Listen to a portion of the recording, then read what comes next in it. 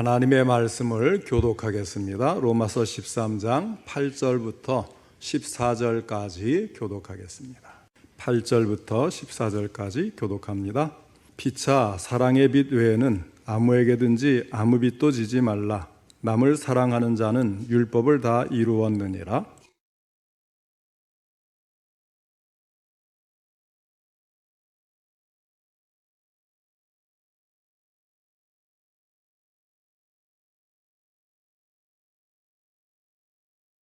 사랑은 이웃에게 악을 행하지 아니하나니 그러므로 사랑은 율법의 완성이니라.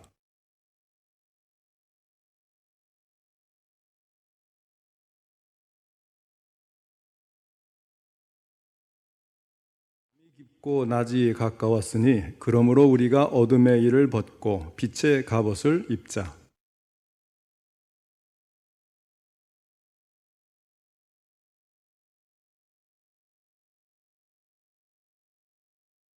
같이 읽겠습니다. 오직 주 예수 그리스도로 옷 입고 정욕을 위하여 육신의 일을 도모하지 말라.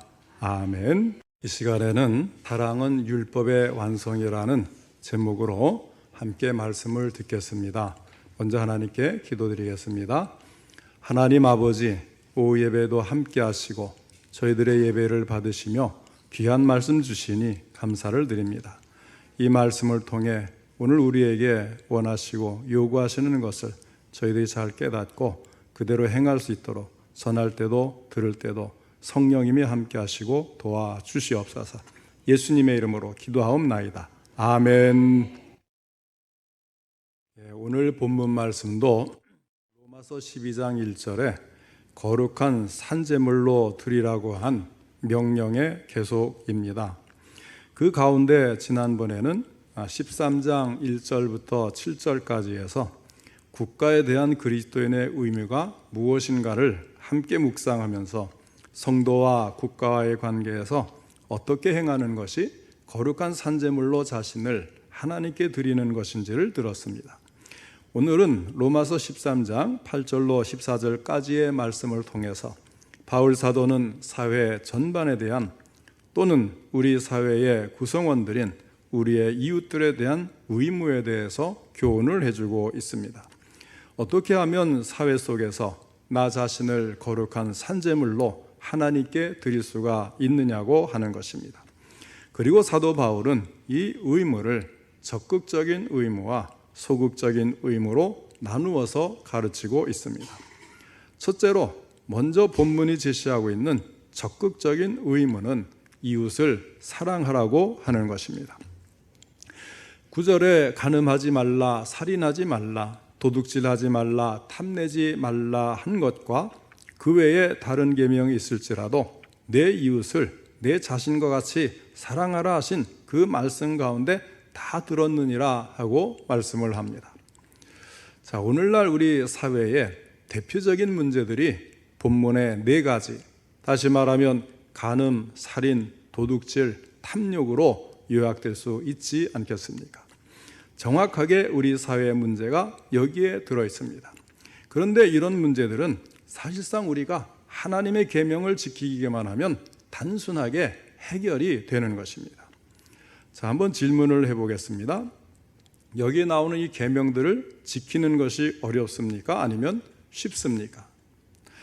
이 질문에 대한 대답이 어려우면 다시 질문을 하겠습니다.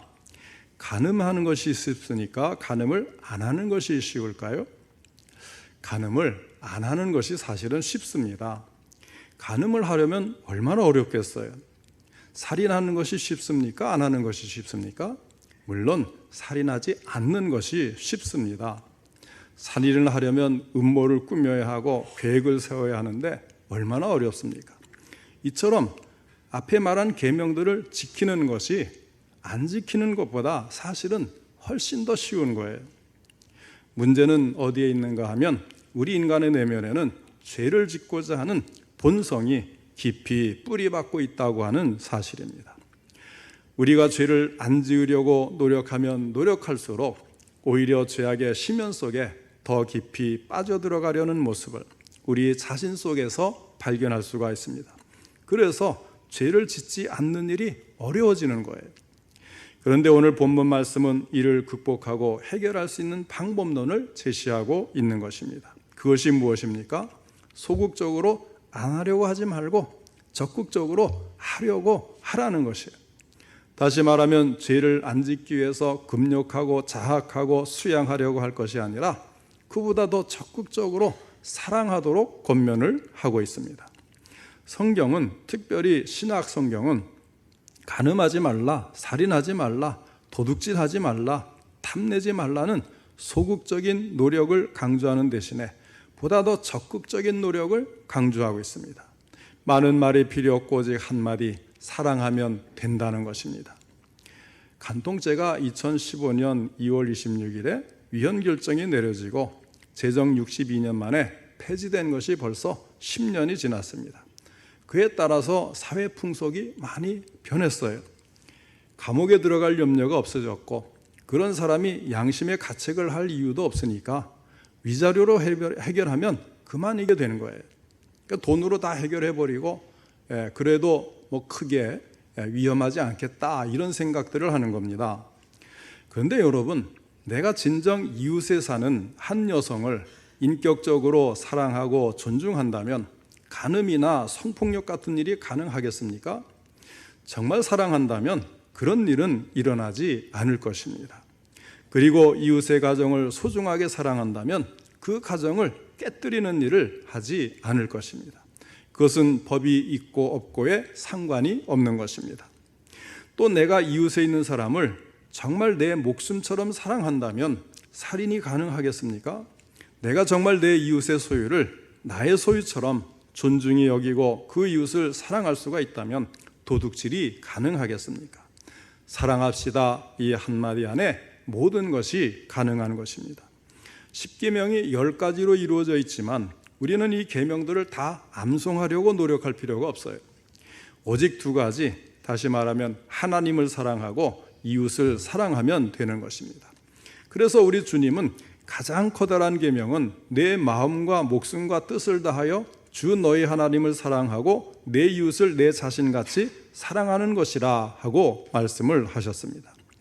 하나님을 정말로 사랑하면 하나님 아닌 다른 것을 더 소중히 여기려는 우상 숭배에 빠질 수가 있겠습니까? 거짓된 우상을 만들 수가 있겠습니까? 주님의 날에 주님을 예비하는 것보다 더 중요한 다른 일이 있을 수 있을까요? 우리가 이웃을 사랑한다면 살인이나 간음이나 도둑질이나 탐욕이 가능하겠습니까? 간단합니다. 사랑하면 되는 거예요. 그래서 오늘 본문 10절에 사랑은 이웃에게 악을 행하지 아니하나니 그러므로 사랑은 율법의 완성이니라 하고 말씀을 합니다. 무엇을 안 하려고 하지 말고 구체적으로 이웃을 사랑하면 된다는 거예요. 저는 이것이 오늘 우리 사회의 모든 문제를 예방하는 본질이라고 생각을 합니다. 우리 사회가 안고 있는 모든 문제도 한마디로 말하면 사랑의 부족에 있다고 믿습니다. 그러므로 우리들이 서로 사랑하는 사람들이 되면 문제는 해결되는 것입니다. 사랑은 율법의 완성입니다. 우리는 이미 하나님의 놀랍도록 크나큰 은혜와 사랑을 받은 사람들입니다. 사랑을 알고 있는 사람들이라는 말씀입니다. 그러므로 영적으로 어둡고 냉혹한 이 시대를 살아가는 우리에게 주시는 사랑의 명령을 준행하기 위해 힘을 다해서 이웃을 사랑하도록 노력함으로 세상을 밝고 살만한 곳으로 만들어가는 우리 성도님들 다 되시기를 바랍니다. 둘째로 본문에서는 또 사회와 이웃에 대한 소극적인 의무를 우리에게 제시하고 있습니다. 그 소극적인 의무는 자신의 구원을 완성하라는 거예요. 11절 말씀을 다 같이 읽겠습니다.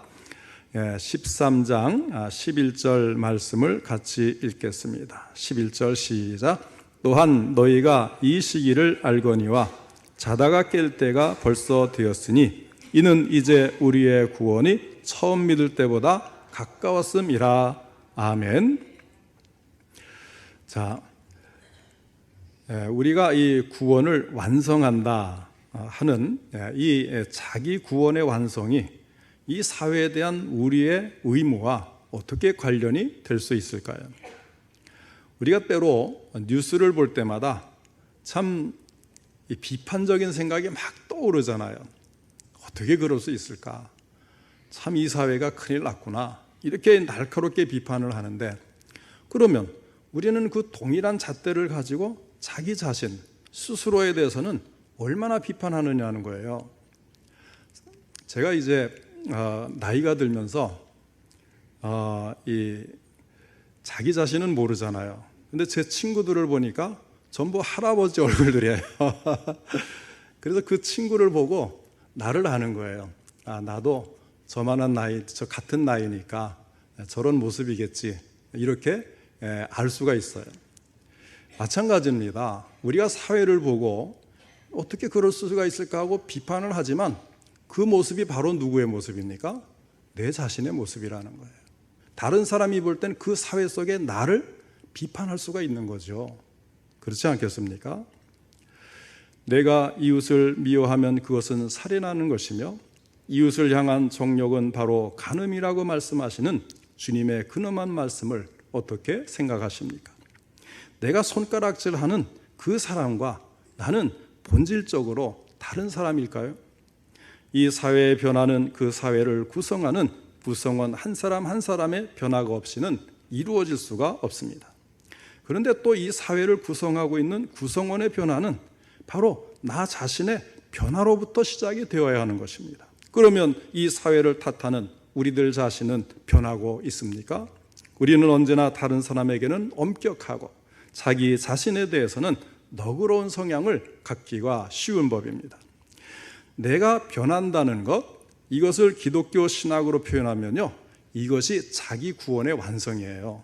내가 변하는 것이 자기 구원의 완성입니다. 제가 지난번에도 저 입구에 나오는 성경 구절을 설명해 드렸잖아요. 내가 온 것은 양으로 생명을 얻게 하고 더 풍성히 얻게 하려는 것이다. 자, 이것이 이 구원의 완성과 사실 연관된 말씀이거든요. 자, 우리가 예수 그리스도를 구주와 주님으로 믿는 순간 우리는 죄악의 영원한 형벌로부터 구원을 받았습니다. 그래서 내 양으로 생명을 얻게 하고 이 구원이 이루어졌어요. 그런데 구원을 받았다는 말이 구원을 완성했다는 말과는 다른 겁니다.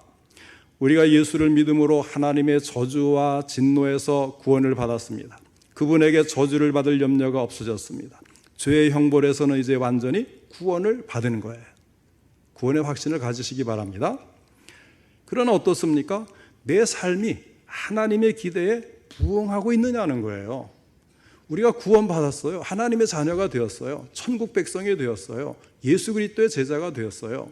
그런데 그 말에 합당한 삶이 나에게 정말 나타나고 있느냐는 겁니다. 이것이 바로 뭐예요? 양으로 생명을 얻게 하고 그 다음에 더 풍성히 얻게 하려는 것이다. 더 풍성히가 바로 그거예요. 생명을 얻었으니 이제는 예수님을 닮고 인격적으로 변화되고 신앙적으로 온전한 그런 모습, 그리스도를 닮은 모습이 나에게 나타나는 것이 더 풍성하게 얻는 거예요. 이것을 구원의 완성이라고 이야기한다는 겁니다. 그러니까 구원의 완성이라는 이야기를 하니까 나는 아직 구원 못 받았나? 천국 못 들어가나? 이렇게 오해하시면 안 되는 거예요. 생명은 얻었어요. 근데 더 풍성히 얻는 인격적 신앙적으로 성숙해지고 주님을 닮아가고 내 구원을 완성하는 일, 이것은 현재 진행형으로 이루어지는 것이니까 성화의 삶과 관련이 되는 거죠. 오늘 구체적으로 나를 공격하고 있는 이 죄악과의 싸움에서 우리 성도님들은 얼마나 승리하고 계십니까? 그런 의미에서 구원은 내게 성취된 과거일 뿐만 아니라 아직도 현재요, 미래로 현재 진행형으로 나가고 있는 것입니다. 그런데 오늘 성경 말씀은 그 구원의 완성의 때가 가깝다고 말씀하고 있습니다. 우리의 구원이 처음 믿을 때보다 더 가까이 있다는 거예요. 바꿔 말하면 우리가 사모하고 사랑하는 예수 그리스도께서 역사 속에 다시 돌아오실 그때가 가깝다는 것입니다. 그리스도가 다시 오실 때 비로소 역사의 어두운 밤은 그치게 될 것입니다. 여러분, 이 사회가 어둠 속을 헤매고 때로는 그리스도인들까지도 어둠 속에서 허우적거리는 이유가 무엇일까요? 우리는 이 밤이 영원히 계속될 것처럼 생각을 하고 쉽게 어둠에 적응해버리고 어둠과 타협해버리기 때문에, 그러나 한순간 이 어둠이 걷히고 캄캄한 밤이 새벽으로 바뀌는 광경을 상상해 보시기를 바랍니다. 쉽게 예를 들면 이런 거예요. 깽단이 이제 마약을 사기 위해서 어두컴컴한 데서 몰래 거래를 하고 있습니다. 자, 경찰이 이 정보를 얻었어요. 그래서 잠복하고 있다가 포위를 다 하고 어두운 구석에서 은밀히 만나고 있을 때에 경찰들이 일제히 서치라이트를 밝게 확 켜버렸어요. 자, 이 깽단이 얼마나 당황했겠습니까? 어둠 속에서 이 참 죄악의 그 추한 거래를 하고 있는데 환하게 밝아지면서 경찰이 딱 포위하고는 항복하라고 하는 거예요. 같은 방식으로 어느 순간 우리의 삶 속에 갑자기 침투해 들어오시는 그 빛 앞에서 어둠 속에 있는 모든 것들이 속속들이 노출되는 그 순간 우리는 주님 앞에서 얼마나 당황하며 부끄러워하겠느냐 하는 거예요. 예수님이 오실 때가 가깝다는 것은 심판자인 그분 앞에서 우리의 삶을 결산할 그날이 가까이 오고 있다는 것입니다. 그때 종말의 때에 우리는 우리의 삶의 마지막 마무리를 위해서 그분 앞에 서게 될 것입니다. 그리고 참빛이신 그분 앞에서 내가 살아온 모든 삶의 행적이 낱낱이 노출되는 그 순간이 다가옵니다. 여러분과 저의 모습은 어떤 모습으로 그분 앞에 서게 될까요? 그래서 성경은 지금은 자다가 깰 때가 되었다고 말씀하고 우리의 구원의 완성의 시간이 도래하였으니 정신을 차리라고 하는 것입니다. 성경은 때때로 구원을 이미 지나간 과거 시제로 처리해요. 사망에서 생명으로 옮겼느니라, 하나님의 자녀가 되었느니라, 권세를 얻었느니라 과거로 처리를 해요. 우리는 더 이상 하나님의 진노의 대상이 아니라는 의미에서 구원은 이렇게 이미 우리에게 이루어졌습니다.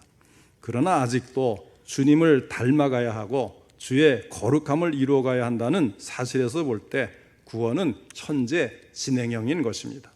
그래서 빌립보서 2장 12절의 말씀에서는 그러므로 나의 사랑하는 자들아 너희가 나 있을 때뿐 아니라 더욱 지금 나 없을 때에도 항상 복종하여 두렵고 떨림으로 너희 구원을 이루라고 말씀을 합니다. 너희 구원을 이루라고 해서 구원 못 받았다는 이야기가 아니라 주님을 닮아가는 이 성화의 삶을 계속해서 성숙해지면서 구원을 완성하라는 그런 의미의 말씀입니다.